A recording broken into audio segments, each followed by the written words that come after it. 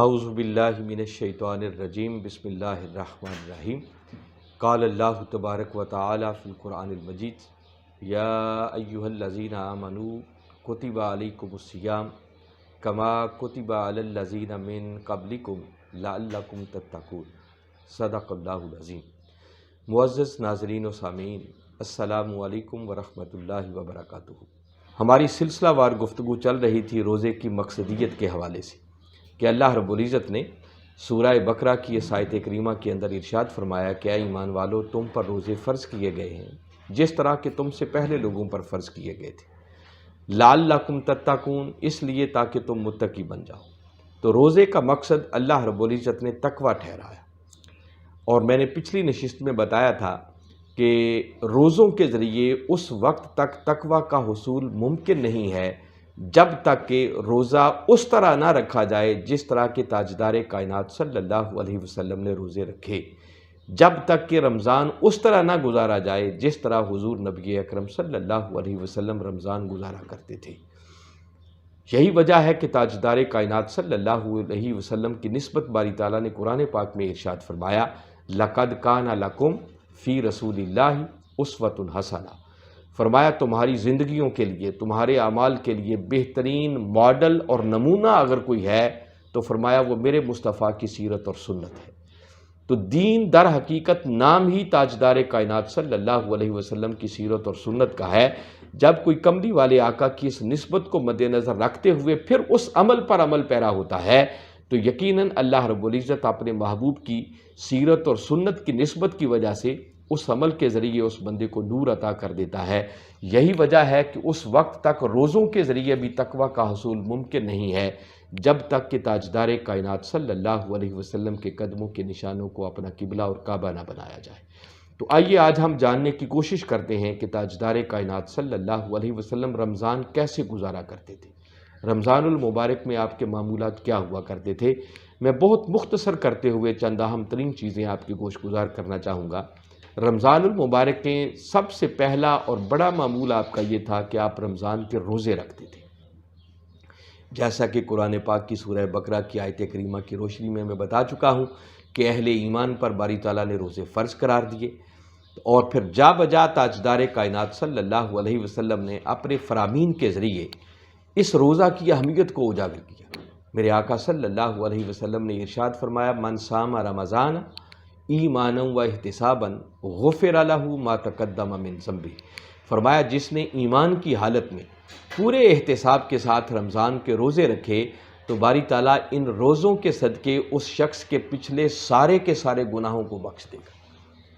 ناظرین مکرم، ذرا اندازہ کریں کہ روزے کا عمل ایسا عمل ہے کہ اگر انسان صحیح معنوں میں روزے کا حق ادا کرنے والا بن جائے تو کملی والے آقا صلی اللہ علیہ وسلم فرما رہے ہیں کہ اس کے پچھلے سارے کے سارے گناہوں کو بخش دیا جائے گا۔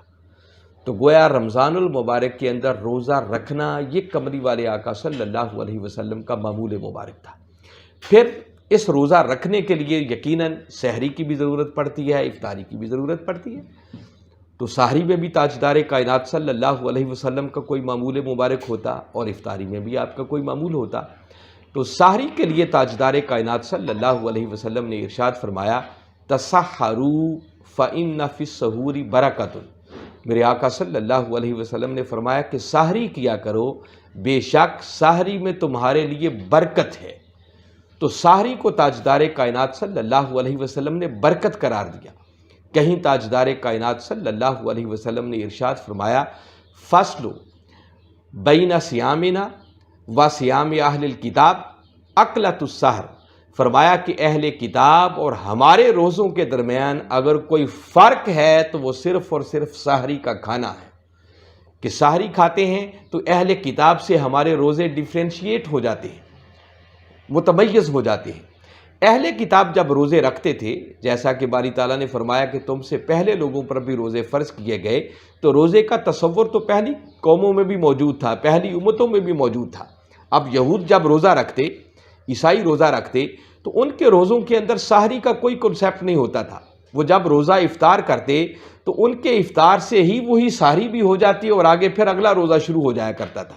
مگر یہ اللہ اور اس کے رسول صلی اللہ علیہ وسلم کا کرم ہے کہ کہ انہوں نے ہمیں سحری کا حکم ارشاد فرما کر اور سحری کرنے کا موقع عطا کر کے اپنی نعمتوں سے متمتع ہونے کا بھی موقع عطا فرمایا، اور ساتھ اہل کتاب کے روزوں سے ہمارے روزوں کو ڈیفرینشیٹ بھی کر دیا، متمیز کر دیا، فرق کر دیا کہ اہل کتاب کے روزوں میں اور تاجدار کائنات صلی اللہ علیہ وسلم کی امت کے روزوں میں فرق کیا ہے۔ اسی طرح ایک مقام پر تاجدار کائنات صلی اللہ علیہ وسلم نے ارشاد فرمایا کہ سحری تمہارے لیے کل کی کل برکت ہے۔ جو سحری کا بندہ ایک ایک لقمہ بھی تناول کر رہا ہوتا ہے، جو پانی کا ایک ایک گھونٹ بھی نوش کرتا ہے، تو وہ بھی اللہ کے ہاں برکت کا باعث بن جاتا ہے، برکت کا ذریعہ بن جاتا ہے، اس کے ذریعے اللہ ہمیں برکتیں عطا کر رہا ہوتا ہے۔ تو ان تین تاجدار کائنات صلی اللہ علیہ وسلم کے ارشادات مبارکہ پر ہی اگر ہم غور کریں تو یہ بات سمجھ میں آ جاتی ہے، سحری کو اللہ اور اس کے رسول صلی اللہ علیہ وسلم نے ہمارے لیے برکت قرار دیا ہے۔ اب اگر کوئی سمجھنا چاہے کہ اس برکت کا معنی کیا ہے تو بڑی سادہ سی بات ہے۔ برکت کا ایک معنی تو یہ ہے کہ اجر عظیم، کہ باری تعالیٰ اس سحری کے عمل کی وجہ سے جب ہم تاجدار کائنات صلی اللہ علیہ وسلم کی سیرت اور سنت پر عمل پیرا ہوتے ہیں اور آقا کی اس معمول مبارک کو، سنت مبارکہ کو سامنے رکھتے ہوئے پھر سحری کرتے ہیں، تو اپنے محبوب کی سنت پر عمل پیرا ہونے کی وجہ سے باری تعالیٰ ہمیں اجر عظیم سے نوازتے ہیں، اپنی بارگاہ سے ہمیں اس پر اجر عظیم عطا فرماتے ہیں۔ پھر دوسرا اس کا برکت کا سبب یہ ہے کہ جب ہم سحری کرتے ہیں تو ہمیں دن کا روزہ رکھنے میں تقویت ملتی ہے، طاقت میسر آتی ہے، اور خود تاجدار کائنات صلی اللہ علیہ وسلم نے اس بات کا اعلان کیا، فرمایا سحری کر کے دن کے روزے پر تقویت حاصل کرو، اور کیلولا کر کے دن کے وقت دوپہر کے ٹائم تھوڑا آرام کر کے فرمایا رات کے قیام کے لیے مدد، تقویت اور طاقت حاصل کیا کرو۔ تو گویا جب انسان سحری کرتا ہے تو اللہ کی نعمتوں سے بھی متمتع ہوتا ہے، اور جب سحری کر لیتا ہے، کھانا کھا لیتا ہے، تو یقیناً اگلے دن کا روزہ رکھنے میں اس کو آسانی میسر آتی ہے، اس کو ایک طاقت میسر آتی ہے، اس کو ایک قوت میسر آتی ہے، اور اس کے لیے روزے کا مکمل کرنا کوئی زیادہ مشکل امر نہیں رہتا۔ آپ دیکھیں اگر آپ سحری نہ کریں اور افطاری کے وقت کا کھانا کھایا ہوا ہو اور دوبارہ 24 گھنٹے کے بعد آپ نے روزہ افطار کرنا ہو تو یقیناً وہ مشکل امر ہے،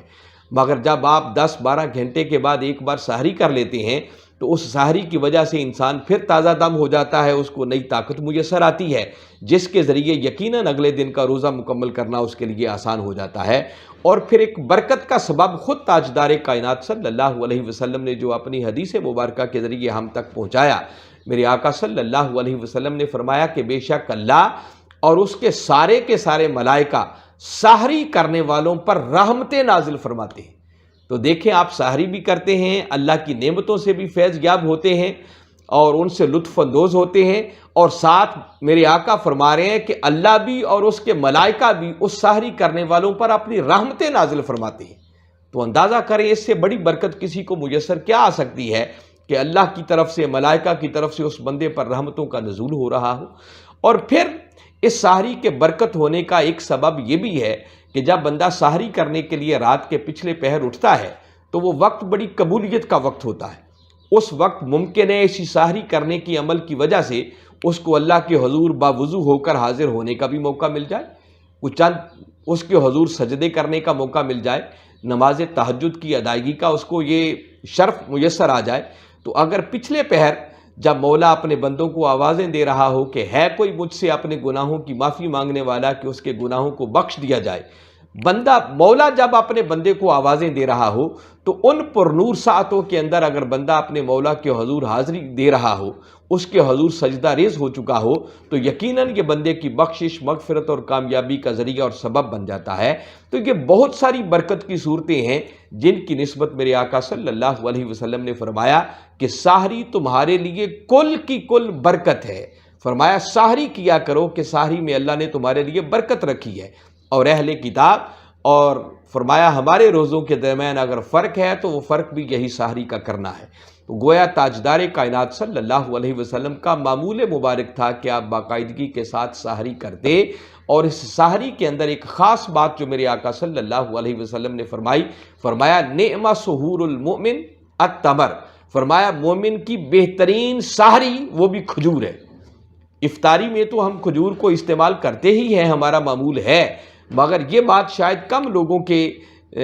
سماعتوں تک پہنچی ہو کہ میرے آقا صلی اللہ علیہ وسلم نے سحری کے اندر بھی کھجور کے استعمال کو بہترین سحری قرار دیا ہے۔ تو جہاں آپ دیگر اللہ کی نعمتوں سے فیض یاب ہوں، مستفید ہوں، وہاں ساتھ کوشش کیا کریں کہ وہاں اگر کھجور اویلیبل ہو تو کھجور بھی کھائیں، تاکہ آقا کے اس حکم پر بھی عمل ہو، اور یقیناً اس کے ذریعے بھی ہمیں بہت ساری خیر اور برکت میسر آئے گی۔ اللہ رب العزت کی بارگاہ میں دعا ہے کہ باری تعالیٰ ہمیں صحیح معنوں میں روزے اس طرح رکھنے کی توفیق عطا فرمائے جس طرح تاجدار کائنات صلی اللہ علیہ وسلم روزے رکھا کرتے تھے، تاکہ ہمیں صحیح معنوں میں روزوں کے ذریعے تقویٰ کا نور میسر آ سکے۔ وما علینا الا البلاغ۔